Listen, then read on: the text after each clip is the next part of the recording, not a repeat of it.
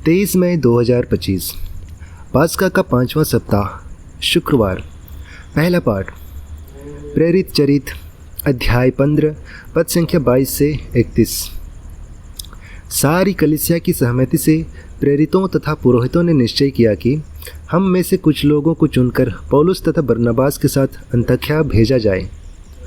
उन्होंने 2 व्यक्तियों को चुन लिया जो भाइयों में प्रमुख थे, अर्थात यूदस को जो बरसबाह कहलाता था, तथा सीलस को जो उनके हाथ यह पत्र भेज दिया। प्रेरित तथा पुरोहित आप लोगों के भाई अंताख्या, सीरिया तथा सिलिसिया के गैर यहूदी भाइयों को नमस्कार करते हैं। हमने सुना है कि हमारे यहाँ के कुछ लोगों ने, जिन्हें हमने कोई अधिकार नहीं दिया था, अपनी बातों से आप लोगों में घबराहट उत्पन्न की और आपके मन को उलझन में डाल दिया है। इसलिए हमने सर्वसम्मति से निर्णय लिया है कि हम प्रतिनिधियों को चुन लें और उनको अपने प्रिय भाई बरनबास और पौलुस के साथ, जिन्होंने हमारे प्रभु यीशु मसीह के नाम पर अपना जीवन अर्पित किया है, आप लोगों के पास भेजें। हमने यूदस तथा सीलस को भेजा है, वे भी आप लोगों को वह सब मौखिक रूप से बता देंगे।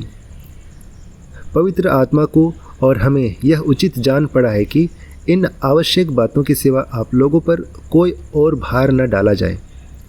आप लोग देव मूर्तियों पर चढ़ाए हुए मांस से, रक्त से, गला घोंटे हुए पशुओं के मांस से और व्याभिचार से परहेज करें। इनसे अपने को बचाए रखने में आप लोगों का कल्याण है। अलविदा। वे विदा होकर अंताख्या चल दिए और वहां पहुंचकर उन्होंने भाइयों को एकत्र कर वह पत्र दिया।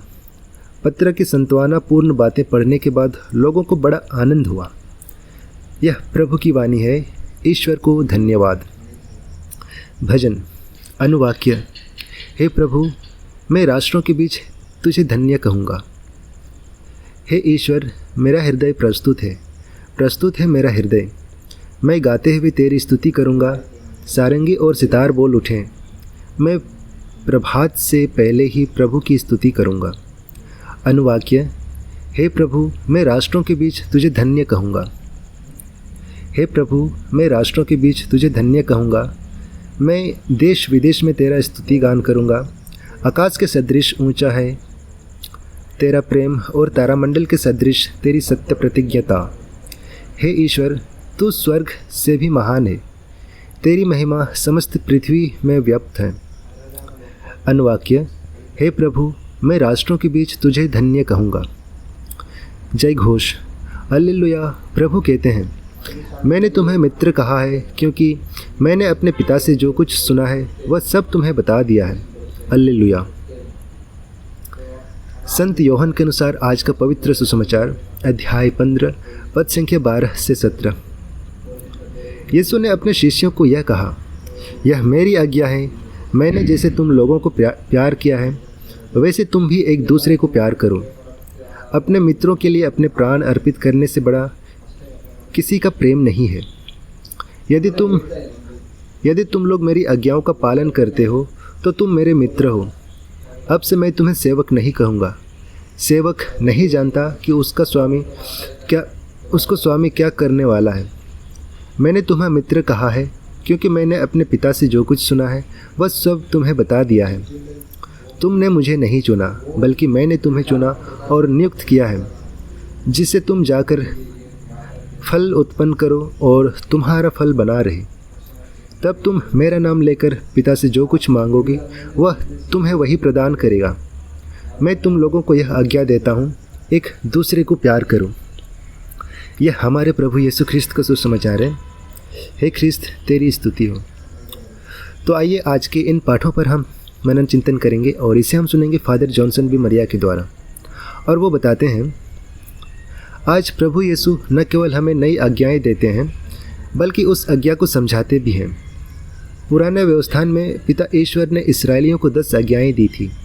बाद में लोगों को समझाने के लिए उनकी व्याख्या की गई और इस तरह वे 10 आज्ञाएं सैकड़ों आज्ञाएं बन गई। लोगों के लिए जिनका पालन करना आसान होना चाहिए था, उसे ही कठिन बना दिया गया।